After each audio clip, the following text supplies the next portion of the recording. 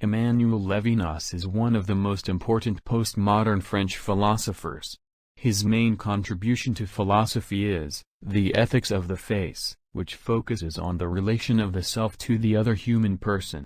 Levinas defines the face as the complete otherness of the other, that is, the undefinedness of the other, and which compels me to be responsible to the human other in front of me. Mabuhay everyone. I am Owen. In this lesson, we are going to explore intersubjectivity, in the light of Emmanuel Levinas' The Face of the Other. This lesson will look into the context of the absolutely other, absolutization of violence of being, the epiphany of the face, infinitize, my responsibility to the face. From these contexts, hoping that we can be able to realize that intersubjectivity is accepting differences and not imposing on others. Emmanuel Levinas' philosophy on intersubjectivity can be best discussed with the help of the following guide questions. 1. Who is the absolute other? Why is the other absolute? 2. Why is absolutization of violence against the face? 3. Why is the face my responsibility? 4. What are the insights that can be taken from Levinas' Face of the Other?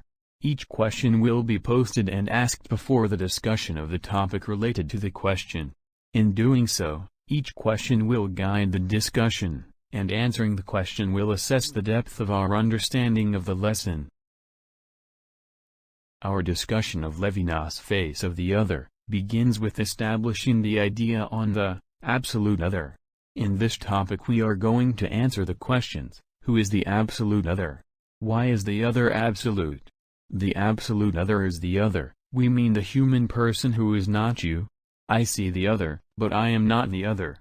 He looks like me, but he is not me. He blows away from my sameness like a breeze. I'm astounded to come across someone rather than something. I can't reduce him like I do everything else around me because he, too, is a subject. I cannot comprehend the other because he is infinitely different. The human mind is incapable of fully comprehending the other. I may understand some aspects of him, but I cannot fully comprehend him. The other is never an object that I could possess or assimilate, thus swallowing him, and reducing his otherness into the realm of my sameness, is not possible. The other is not for me, he is present but not present for me. The other as other here is not an object that becomes ours, or that becomes us, rather, it withdraws into its mystery. The other is infinite in this way, because he is infinitely ungraspable, he is completely other, no matter how hard I try to assimilate, categorize, and totalize him. However, this not knowing should not be interpreted as a lack of knowledge. Unpredictability is a type of alterity that exists only in relation to knowledge. The other is he who eludes my faculty of knowledge, or assimilation. The other can be seen, and I feel his presence, but he can never be fully known or possessed. I experience the other in almost every aspect of my life.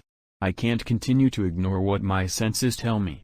In my daily life, I encounter the other, in school, at work, at the parish church, on the sidewalks, almost everywhere, in my world, but he does not belong there.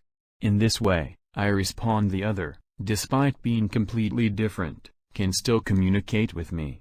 Even if he is impenetrable, I can see him, and feel him. And this experience is known as an experience, derived from the Latin ex or to go out, implying that experiencing the other is a going out from oneself, a journey into the unknown. So, what motivates me to seek the other? Desire. The desire for excess is what drives me to the other. My needs are already met by the world, which I assimilate and utilize. On the other hand, I am left alone, I experience the solitude of being alone, and so I yearn for more, I desire what is not required. Need is the anxiety of an ego for itself, the original form of identification that we have labeled egoism. It is an assimilation of the worldview of coincidence with oneself, or happiness, whereas desire is the need of him who has no more needs. To desire is to long for something considered excess, that is, something or someone that eludes me.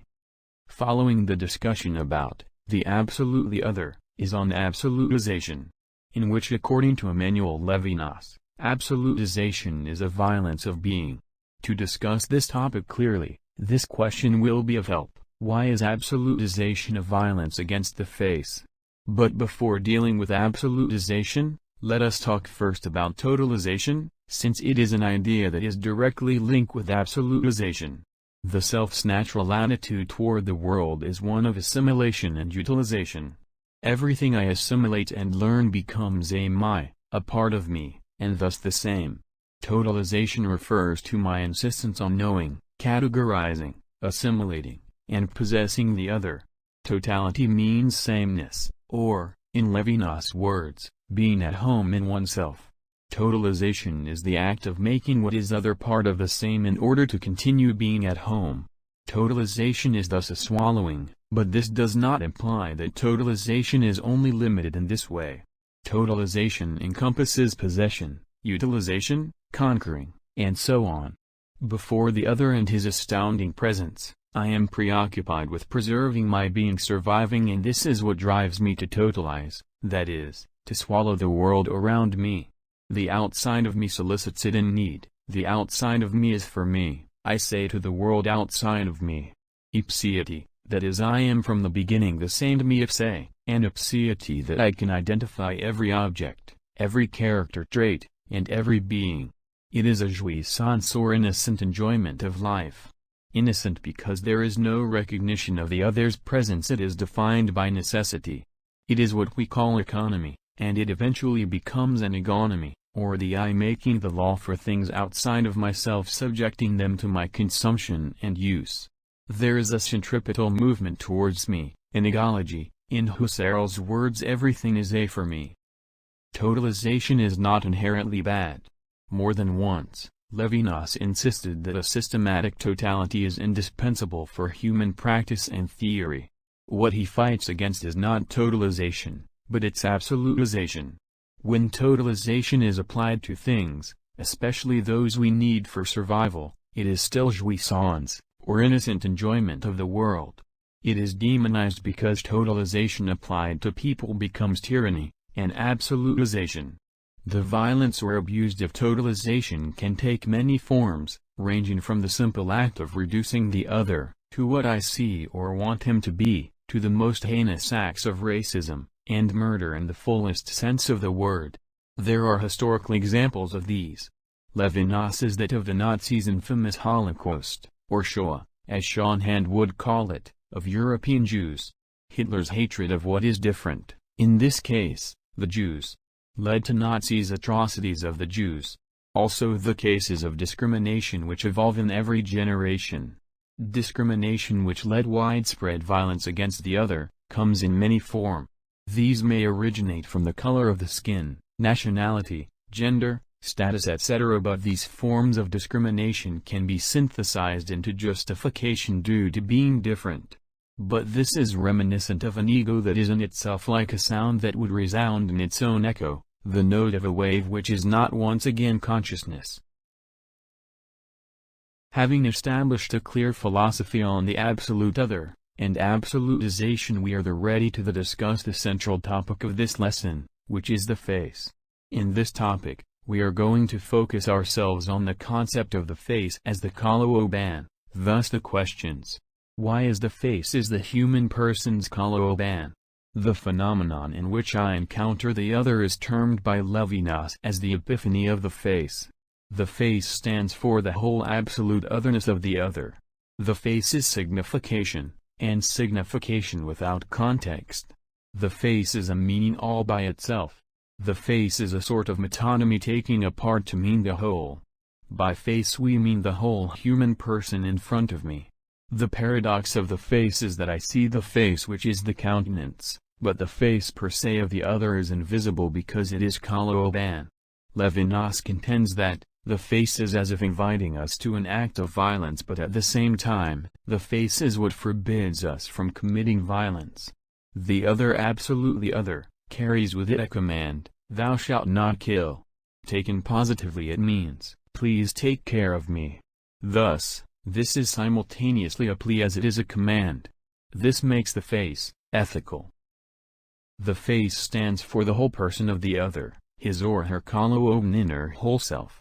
The term kalooban in Filipino is personal because it is the human person. The kalooban of the other is comprised of everything that makes the other other, his experiences, his existence, his emotions, his freedom, etc. To look at the other as kalooban is to acknowledge the otherness of the other, and his freedom from me.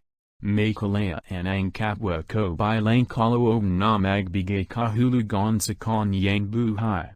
To look then at the other as face, is to look at him as his kalooban. In a similar manner, when Levinas speaks of the face as a rhetorical figure, he speaks of the whole person, the person as person, the kalooban. The face is not simply the other's countenance or his mukha, which refers to the context from which the other person becomes visible and describable for us. But the face is the human person's totality and depth. Mas malawak at mas malalampang kalooban kaysa sa pagsasakatawan nito. One could argue that it is through mukha that we experience or at least grasp the kalooban. Indeed, it was through the embodiment of kalooban, particularly in its monstration through mukha, that we see the other and appreciate his presence. The mukha makes the other visible. But mukha should not be all. One must transcend mukha when relating with the other. The other is not just his or her mukha. The other is the face, he or she is kalooban. Mukha might be able to present to me the reality of the kalooban, but it does not unveil its mysteries. The face is more than the other's countenance or mukha. The face is not just the mukha but the kalooban. The face as kalooban means that it is beyond, invisible to the totalizing gaze of the ego. The next topic that we are going to discuss tackles about the core message of Levinas' face of the other. This topic justifies that the face is my responsibility, thus the questions: why is the face my responsibility? What if I will not look at the other as different, instead I think of the other as face or as kalooban? What does the face instruct me? When I think of the other as face, I am compelled to respond, and my ability to do so, my responsibility, is entirely my responsibility. Levinas calls this relationship infinity, the relationship with the absolute, the other who appears to me as face, as his/her kalooban. Infinity in this context refers to the relationship with the other, who is a finite being but is infinite in the sense that he exists outside of my perspective. The idea of infinity is the social relationship, that is a relationship marked by responsibility.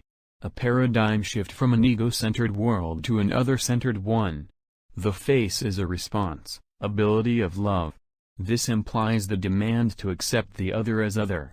Seeing the other as face promotes his uniqueness, independence, and being a he or she rather than a me. To see the other as face is to be accountable to him, to exist for him. Infinity is a paradigm shift from totalization and absolutization. No longer do I totalize the other but I infinitize the other. It must be significant to remember that the other may not be my complement nor my ornament, but that doesn't mean that the other is already my contradiction. We cannot separate the other and I am always linked to the other because my subjectivity is a subjectivity in relation to the other. I am subject because I am subjected to the other, and I am unique because no one else can fill this role. My responsibility for the other does not begin with my freedom, it comes before my freedom. I am subjected to him without having chosen to be. Responsibility for the other for his distress and freedom does not derive from any commitment, project, or antecedent disclosure, in which the subject would be posited for itself before being indebted. Levinas provides us with two phrases to contextualize this responsibility, mivawasi, and aprevu. Mivawasi translates to, here I am, or, narito ako, in Filipino. Even if there is no concrete outcome, the word, I, means here I am, answering for everything, and for everyone. According to Levinas, my mere presence is what is all needed. The other phrase is, aprevu, which means, after you, sir ma'am, or, in Filipino, kayo po muna. This emphasizes the other's precedence over me. These are words of courtesy. It is an affirmation of the infinity of the other. This is the result of my seeing the other as face. I am not responsible to the other solely for my benefit, or because it will benefit me as well. Reciprocity should not be viewed as the driving force behind genuine other-oriented responsibility. This does not mean that I am at the losing end. My actions, my responsibility, must not be motivated by a "what will I gain later" mindset. I am still compelled to care for myself, because it is part of my being for the other. My responsibility to the other is what distinguishes me. No one can fill this role. For the last time, let us ask, why should I see the other as face? The answer is that I should see the other as face precisely because he eludes my conceptualization, which is a form of violence to him.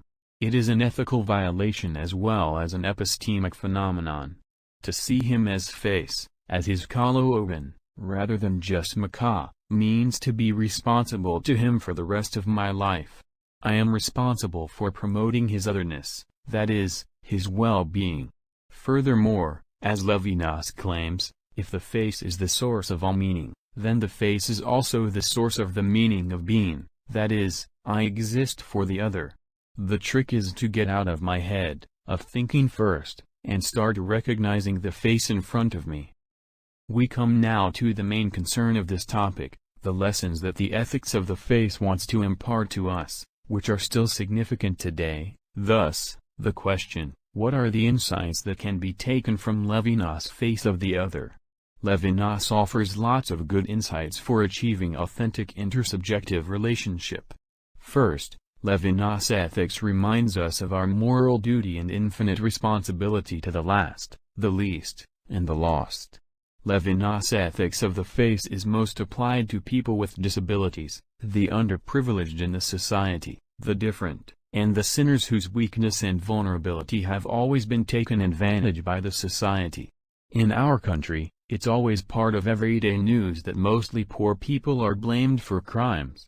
Some groups of people with disabilities have become a means for charitable institutions to gain financial support.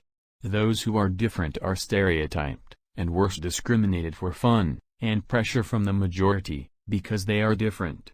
The imprisoned, instead of providing opportunities for rehabilitation, and to transform themselves for the better, are not always provided with chances to reform. Instead, most are forced to commit crimes. These are indications that the other has become a means for someone's ends. Surprisingly, only few realize it, and even have the courage to defend them, like the politicians who, unfortunately, have some string attached, while most in this society are just indifferent.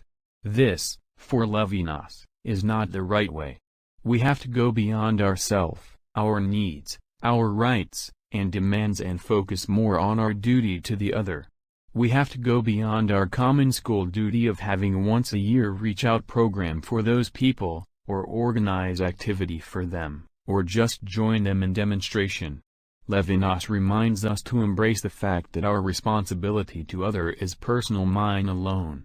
Hence, we should not wait for others to organize activities for us to join, but we rather initiate, and try to be sincere and consistent in dealing with them.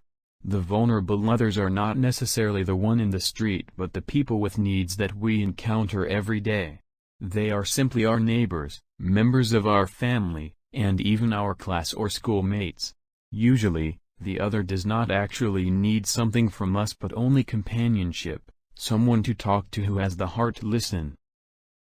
Secondly, Levinas also reminds us that being ethical is being open for, prepared to, and impassioned with the radical difference of the other.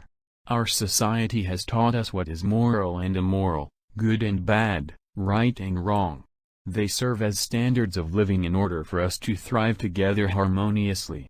However, Levinas is also correct in saying that they could also be instruments for uniform behavior, thinking, and living. It's an undeniable fact that people are not the same, and even science confirms that each individual has its own unique DNA. This only proves that it is impossible that one rule or policy applies to everyone, where in fact we are different from each other. The rule is made for people, and not vice versa. It's also unfair to human nature that the rule that was applied before should also be exactly the same rule, without modification, that should be applied to people of modern times. People change in thinking, behaving, and in living. Society's rules and policies should adapt, adjust, and be open for change as human evolution constantly advances. Some social norms and customs in the past were created due to certain situation, which only implies that new situations require new or modified norms and customs. The point of Levinas is that the human person must first be given primacy, before any abstract standard. We live in the society with people who are different from our way of thinking, feeling, and even behaving. They deserve respect and acceptance because, like us, they also have rights and dignity as human person, as well as being members of a society. Their differences are actually not a threat to harmonious living, but serve more as the source of dynamism in relationship. Lastly, Levinas wants us to look at the reason why we give, care, and help the others. Human, as we are, we always find ourselves motivated to do good things for others when they appreciate the help we give and even return the favor to us. We also are encouraged when we realize that our assistance has improved the life of the others. But what if the help is not returned? What if the assistance is not appreciated, or does not bring improvement to others' life? Should we stop helping? Should we limit our giving? Levinas is clear that our responsibility to others is non-reciprocal. Reciprocity is not, and should not be the reason in fulfilling our responsibility to others, for reciprocity is his affair. Duty loses its sense when we expect and demand from others appreciation, recognition, or return of favor. We give, help, assist, because he or she needs, and no other reason. Romantically speaking, this is unconditional love, loving without condition, and selfish intention. Unfortunately, this is the hardest thing to do. Whenever we extend our help to another, or even just to sit down to listen to someone, there are oftentimes selfish interest, that is, we get at least something from what we do to others. Politicians, as well as those who are fond of public recognition, are very good in this. Donated by is almost seen in every town or villages and even in churches' benches. It seems that helping for them is more for status quo rather than responsibility. Unfortunately, it is also the common people who made them like that due to their unending request for the improvement of the community. This kind of system has become part of people's behavior that in today's time, it's almost impossible to help without string attached. Only when we learn to go beyond ourselves, our needs, our rights, and start to focus on the plight of the others that, perhaps, we could treat them fairly. However, it will need deep faith in God and genuine love for others to be able to fulfill an extraordinary responsibility. Luckily, we have lots of exemplary people, saints, missionaries, leaders, doctors, teachers, simple villagers, ordinary parents in the history of humankind in which we can get inspiration. It is through those people's lives that the world remains human world due to their unconditional sacrifice in order that others may thrive. To conclude our discussion, let us take note of the following key points of this lesson. 1. The absolute other is a human being who is not me. I see the other, but I am not the other. He is absolute because he or she is infinitely different from me. 2.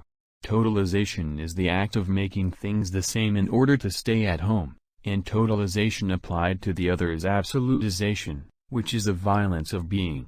3. The face is Kalooban because it stands for the whole person, the person as person, the Kalooban. 4. The face is my responsibility because my subjectivity is a subjectivity in relation to the other. 5. Levinas' face of the other share, but not limited to the following ethics on intersubjectivity. A. The face of the other reminds us of our moral duty and infinite responsibility to the last, the least, and the lost. B. The face of the other reminds us that being ethical is being open for prepared to, and impassioned with the radical difference of the other. C. The face of the other wants us to give, care, and help for love. With that, this lesson encourages to be responsible to the other, especially the last, least, and the lost unconditional. I am Owen. Mabuhay.